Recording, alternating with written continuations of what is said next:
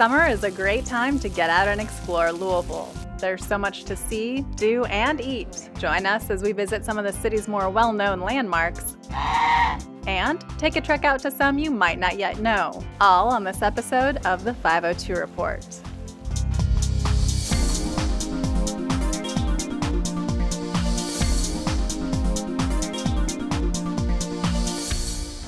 Hello, and welcome to this episode of the 502 Report. After the winter we've had, this summer feels especially sweet. And what better way to celebrate its start than with some soft serve, popsicles, or small batch ice cream? We recently toured a few local businesses to give you this scoop. The ice cream shop is where people choose to make memories. We've had people do their graduation photos in the shop. We've had people do photos for other things in the shop. So I think innately the ice cream shop, it becomes a place where people celebrate things, people create memories there. Nobody feels like they don't belong here. Everybody belongs here. And I think that also is sort of felt. I really want people to want to be here. Employees, customers. I don't want it ever to be someplace I have to go. You have to go to the grocery store. You have to get your oil changed. You don't have to get ice cream. It's a choice, and that's why we really need to appreciate our customers. Sometimes when somebody kids not happy at home or something, when they comes here and when they see the popsicle, they just get smile on the face and they're really happy and get excited they're getting popsicle. One day I seen this empty corner and I said, oh, this is good location for some kind of cold treat. Everybody's been talking about the natural popsicle business popping up everywhere. So I said, let's give a try. Cocoa Berry Pops, we make our own products, which is the popsicle and is all natural. So each country has that kind of stuff on a stick, and I grew up eating too much those stuff in India. First we make a simple syrup, which is sugar and water. Then we use any fruits that we want. We usually blend the fruit first, make a puree, and then we put it in the simple syrup and we add water based on the how sweeter and then we freeze it. When we start making popsicle, we didn't know anything about it, the ratio and all that stuff. So we start working hard and then finally we come up with some combination that perfect fits. So we make all of our product from the scratch. Even the caramel flavor, root beer, chai tea, everything made from the scratch. Right now everybody is after the healthy stuff. Mostly people, navigating to the organic. We say this is going to be a best bet.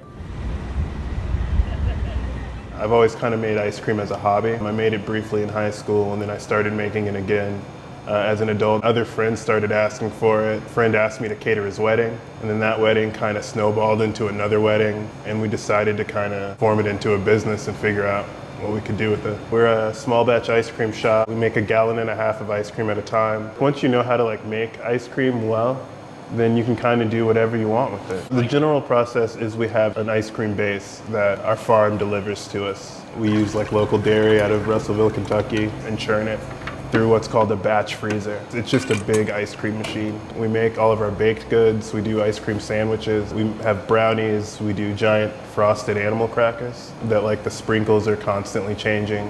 We hand roll all of our waffle cones, and we make all of our sauces. We make everything. Now it's just kind of a matter of having the creativity, being able to execute the idea and make sure it comes out the way that we'd like it to.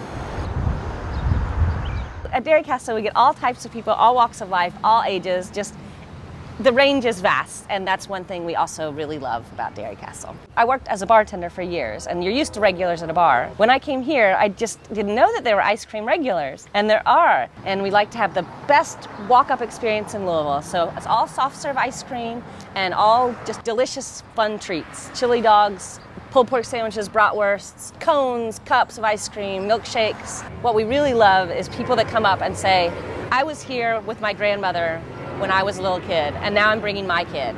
The experience of Dairy Castle is more than just stopping by and getting your ice cream. I always tell my employees, you're in a big fishbowl. People are going to be watching you. They're standing in line. They've got nothing better to do. And it's that sort of fun that customers have with us, and we try to have fun with the customer. Right on a first bite, they realize this is something else. When you put the natural stuff in it, you will tell by the tasting, this is the natural versus artificial. We really, really, really, really, really care about the ice cream. And I think that when you have it, and you taste it, you can tell that we care. Ice cream's one of those things to where when people are here, they're generally happy. I've never seen anyone angry eating an ice cream cone.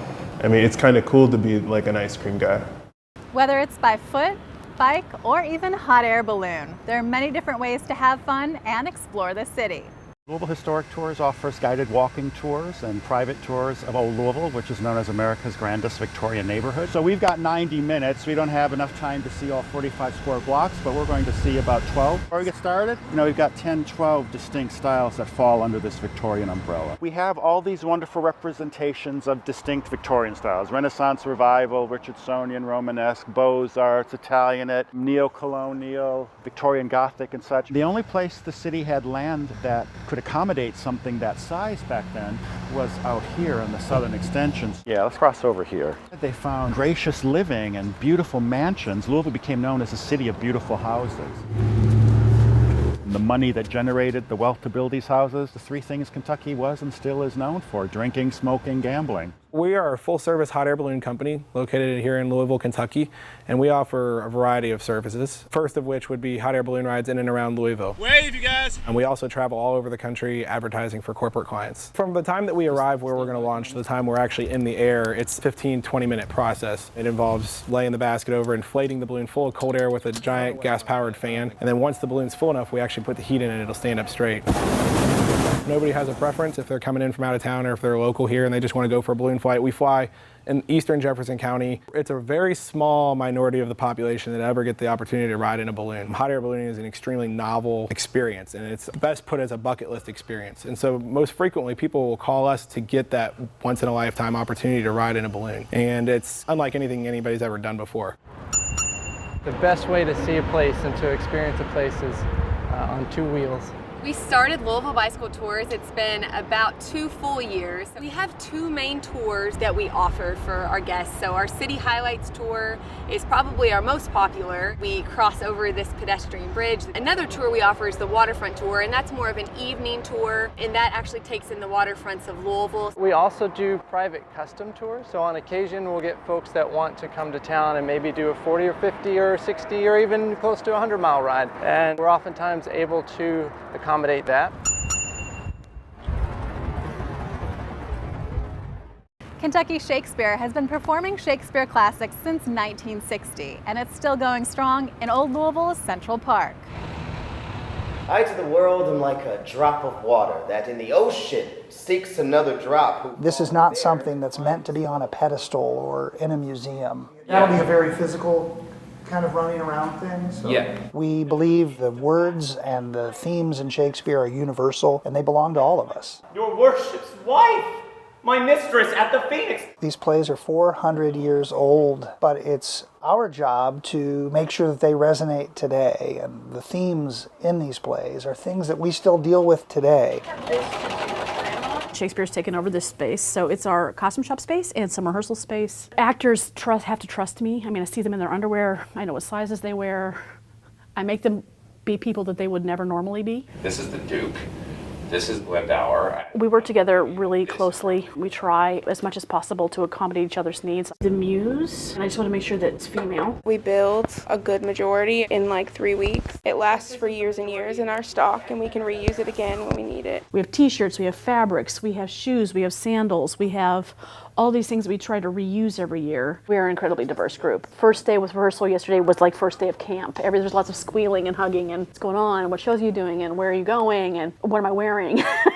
Can I get my hair cut? People don't understand that the arts really change people's lives. With the padding Oh, on definitely, your body. definitely. And we have to really up our game all the time and up the way we're presenting to keep people engaged. Shakespeare in the Park is in Central Park in Old Louisville, and we've been there doing free Shakespeare for 58 seasons. Let me say no more. Gather the sequel by that went before. The reason our stage is where it is because of those 3 beautiful trees. We play around it and on those trees, and you think about all of the Shakespeare that those trees have absorbed. It's a beautiful, magical place. For my dinner, I have not dined today. People really sort of think that Shakespeare is upper crust, and Shakespeare really is about the common man and the common man's experience. I will marry one day. As the State Shakespeare Festival, we feel this responsibility to educate and share new things. And it's also important to us that it's played in an accessible, relevant way, and hopefully we can connect with the audiences. We really want it to be that relaxed, welcome atmosphere. Audience members don't have to get a ticket. You can come as you are. At our bar, we have doggy biscuits, so everyone is welcome. The shows are never going to be the same night to night, even though it's the same cast and the same show. Every experience is different. Get something from the bar, one of the food trucks, and come have dinner. We're going to have about 200 hours of free programming. We've launched our festival passport, so it's a little free punch card. If you see 5 shows, we'll give you a prize as a festival passport conqueror at the end of the season. When you come to Shakespeare in the Park and it's live, surrounded by fellow members of your community, it's nothing like being on your couch and watching Netflix. So many people have stories about coming to Central Park. We're still there. We average about 500 people a night, and it's a 1,000-seat amphitheater. We have plenty of room for growth, and we can accommodate a lot more people. One of the audience members last year wrote a little note, and they said, "Thank you for shaping the way my children look at the world." And for us, that's why we do this. This year's season runs through August. The food trucks open at 6:30 and shows usually start at 8. To learn more about show dates and times, visit KentuckyShakespeare.com/events. Central Park is just one of 120 metro parks in Louisville. We're lucky enough to have beautiful natural areas and even a forest within a quick drive from the city. Fairmount Falls is off of Bardstown Road, and it's off of Thixton Lane, probably about 4 miles south of Gene Snyder Freeway. 8-acre property, wooded. It has a nice hiking trail that's kind of an out and back. The trail actually crosses over the waterfall. That's not very strenuous, but there's a lot of diversity of plants along the way that you'll see. It's a great opportunity to view springtime wildflowers. There's a good diversity of wildflowers out here. It's kind of one of those hidden things within the parks, that it's just a spectacular place for nature and diversity of wildlife. Lots of large trees, lots of well-developed understory. We've noted some unusual ferns out here. There's a lot of different types of them. There's some salamanders that exist in the creeks, a good variety of those as well. Visitors are interested in coming and visiting Fairmount Falls, they can contact the Jefferson Memorial Forest Welcome Center, and they can get a reservation and a permit to come and visit the property. Caperton Swamp's really a great little nature sanctuary east of Cox's Park on River Road on the Ohio River. It's good to have a variety of kind of open and forested areas. A lot of birds will be attracted to those different edge environments. We do a lot of restoration of woodlands that are invaded by invasive plants. So we'll come in, we'll remove invasive plants and manage those for a period of time. You can see the young trees coming up in here. These are pawpaw trees, the ones with the larger leaves. This corridor would have had a lot of wetlands like this before development, a lot of wet woods along the Ohio River. It has a lot of different animals that come in. It's especially known by bird watchers. Great blue herons, black-crowned night herons at this location. Wood ducks are pretty common, probably nearly 200 species of bird that can be observed throughout the year. Every time I go back and look at the pond, there's something different, it seems like. Butterflies really like that. If there's water in there, it might be covered by duckweed, or it might be covered by watermeal. I came back here one time and there was a rare liverwort plant that hadn't been described in the area that was covering the water. It took us a little while to identify what that was. Northern water snake, the little one's probably a male. This is a park where a lot of people that are very interested in nature come to just enjoy the variety that's here. It's actually a stone tablet. We don't know who created it. It's been here for eons. Points due north. So if you're ever lost in this particular area, you just sit down and it kind of points you in the right direction. We're tremendously fortunate in Louisville to have the Jefferson Memorial Forest. Right now it's 6,600 acres. We've got a great system of hiking trails. We've got Tom Wallace Lake, which is a fishing spot, a beautiful little nestled lake back within the trees in the hollow. It's been a fishing spot for 70 years now, and it's stocked by Kentucky Fish and Wildlife regularly. This place is special, and there's so much to do and so much more potential. Louisville ECHO stands for Louisville is Engaging Children Outdoors, and it's an initiative we started out of Jefferson Memorial Forest for metro parks to try to expand the equitable access to nature for youth and families in Louisville, so particular focus on urban youth. We have a new component called the Echomobile, which is really engaging young kids in nature play. So we take this truck and a trailer to urban parks and get kids out doing fun things with natural materials, just what you would do as a kid if you saw a stick, you would play with it. So we bring some of that to the neighborhoods, really providing that connection to the outdoors, that it has a lot of benefits in terms of just physical health and wellness, but also mental health and wellness and stress reduction. At the end of the day, it's really about a kid experiencing nature at a way where they just explore. They're pushing their boundaries, they're asking questions. It's just the natural things that children do. For the Ecomobile schedule, call 366-5432. And it's not a metro park, but a beautiful natural area in the Belknap neighborhood, lovingly cared for by area residents. From the street, you have no idea. It's serene. Invariably, people, when they come down into the park, it's that kind of wonder of discovering what's here. People who come to this park say, we can't believe that this little jewel of a park exists here, and we never knew it was here. Well, the park is named for Hal Wareheim. He's the person who donated the land and the work early on that resulted in the park. It is privately endowed and maintained. We're constantly thinking of innovative ideas and things that we can do to help us raise money, because anything that happens in the park, we pay for. We had a wedding ceremony here, and we've had yoga classes. We want people to come here.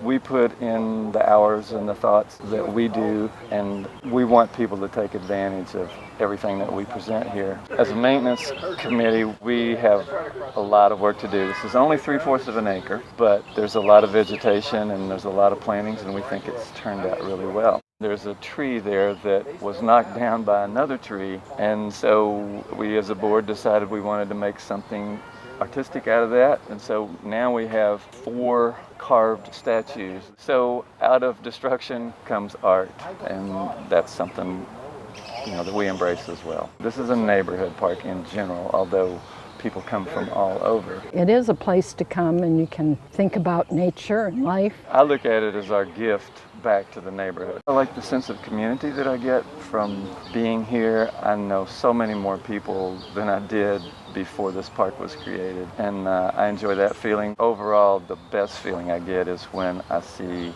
people using the park. The park is open dawn until dusk and is located at 1832 Overlook Terrace. Located just outside of Jefferson County, Fort Duffield in West Point, Kentucky is full of fun, hiking, and history.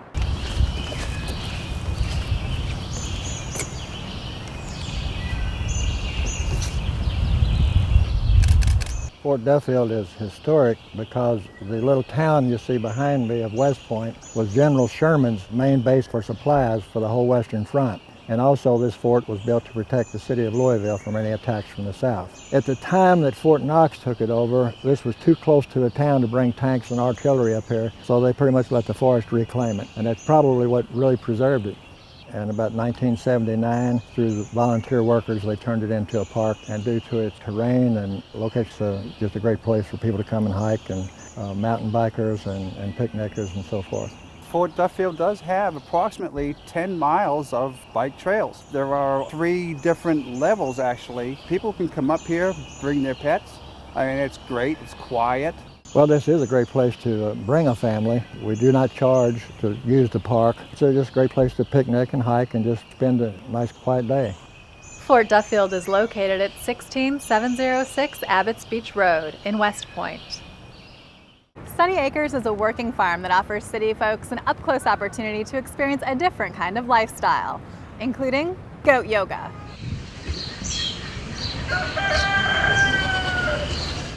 This is our humble abode. Sunny Acres Farm has been family owned and operated since 1948. My mom lives here, and then me and Robert get to run it. We have 200 acres. We raise beef cattle and hogs and horses and dairy goats. We also raise crops and hay. Let's see, we have 38 horses, 10 head of cattle, 64 goats, probably 20 kittens, 4 dogs, 3 turkeys, potbelly pigs, 1 peacock, and a partridge and a pear tree. We can host a lot of events here. We host weddings and birthday parties. You can even throw a family reunion out here. We do a lot of ag education, so for field trips, and we have a roadside market. And then we also are the home for Louisville Goat Yoga. You know, it's not your normal yoga. Take a couple deep breaths. Louisville Goat Yoga came along when I was sitting in the barn one day, and there were a whole bunch of babies running around. And of course, they all love to snuggle, they all love to cuddle, and they all love to play. And so many people love baby animals, and we decided to start yoga. We heard about it from a couple of other states, so we started it up, and it has been an absolute success.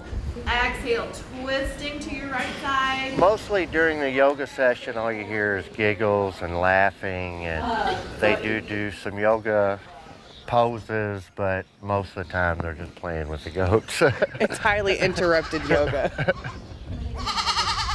You know, and hopefully while they're here, they also see the other things that we provide.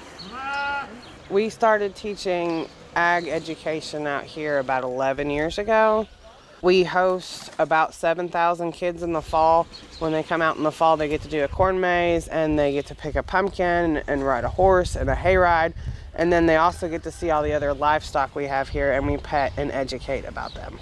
I guess when I see the kids, it makes it worth all the hard work that we put into it.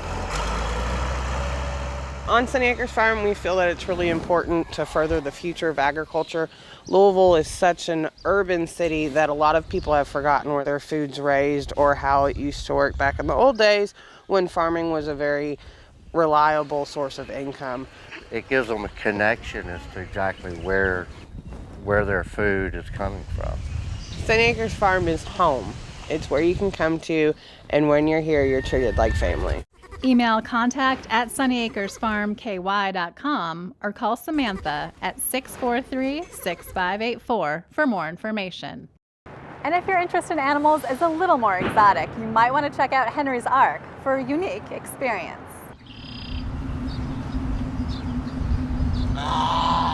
We're at Henry's Ark. Henry's Ark is an animal sanctuary. It was founded by Henry Wallace. He was very much into conservation and providing a safe place for animals to come and just live. Also a place for people to come and get closer with the animals so that the relationship between people and animals didn't fade. Henry's Ark is funded completely by donations. Very economical for families to come here.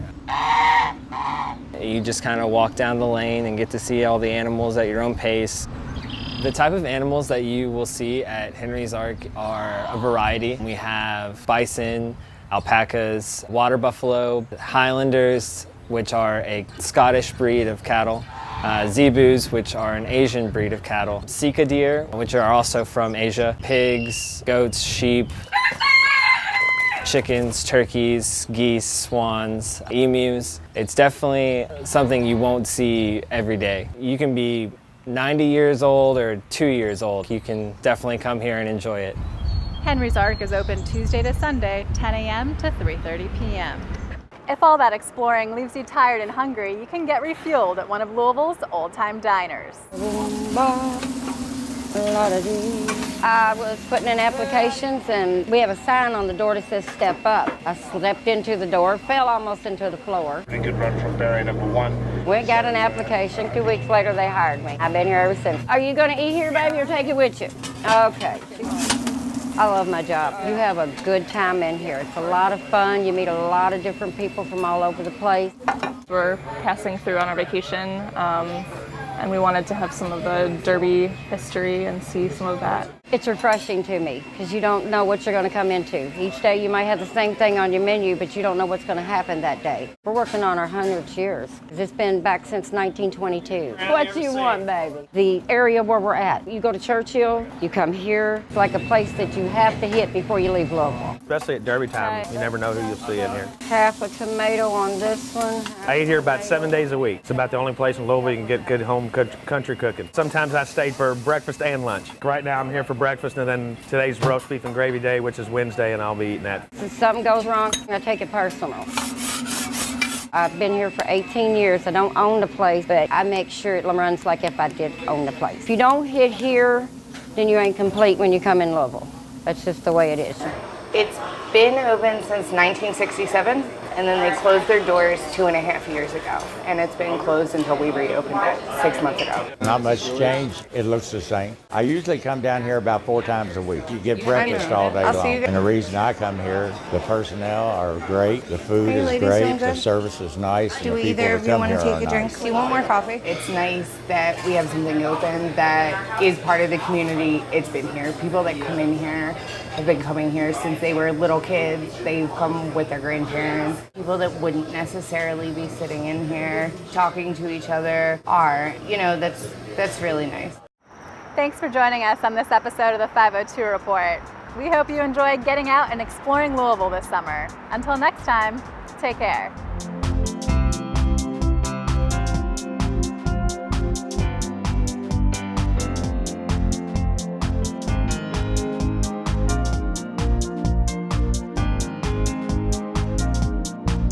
Metro TV, a public service of Louisville Metro government.